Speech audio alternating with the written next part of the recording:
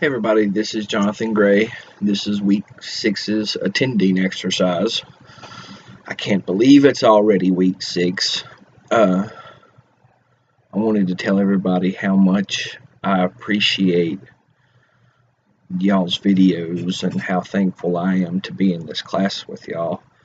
I'm going to miss watching all y'all's videos, and I don't know if I'm going to miss my videos, but definitely some of you all's.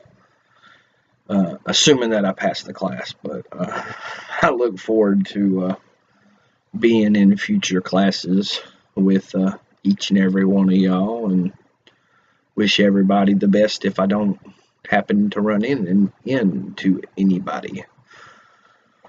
But with that said, I'll get started on my attending exercise.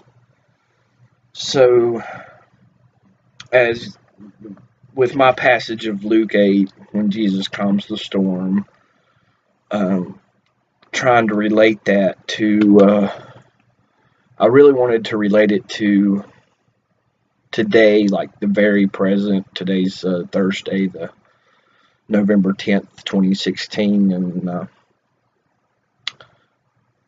with everything that's going on in our country, as far as our politics are concerned with this election, I could not get away from thinking about that while trying to prepare something in my reflection of Luke. It's really saddened me to see some of the things that have been going on, but that's kind of where my ideas came from while I was interpreting this passage. But I'll get started. It says, with one day, Lady Liberty said to the people of America, "It's time for another election, so we can elect us a president to lead and serve this great country of ours." So they set out to have an election. During the election, the Americans became undivided with one another, as if they were enemies. The election came to an end, and many were not happy with the result. Lady Liberty said to the people, "Where is your pride? Do you not still live in the greatest country in the world? Has democracy not prevailed?" The people were grateful and thankful to be Americans, and said to one another, "How great is this country in which we live?"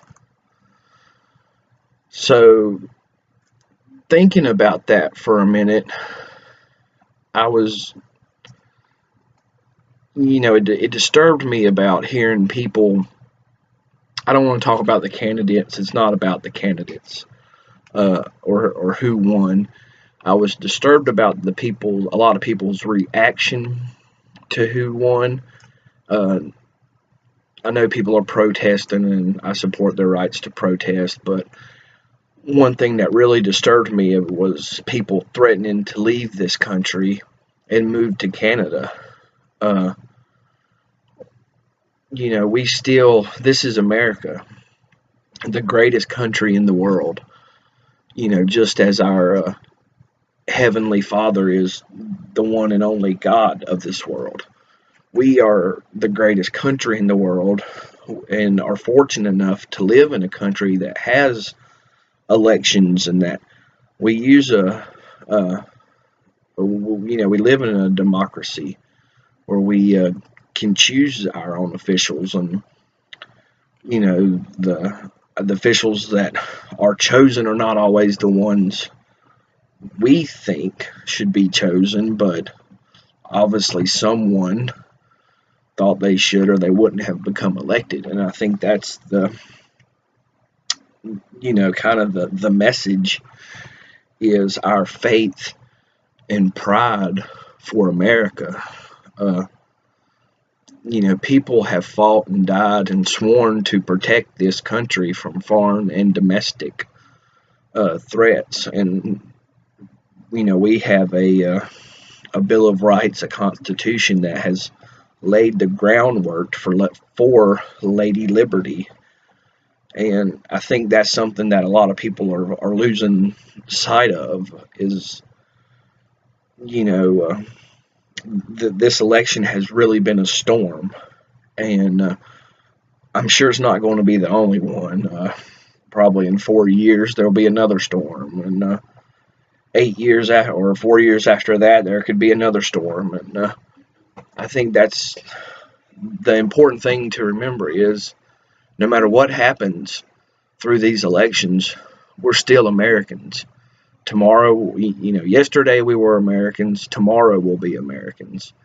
And right now we are Americans. So I encourage people to share.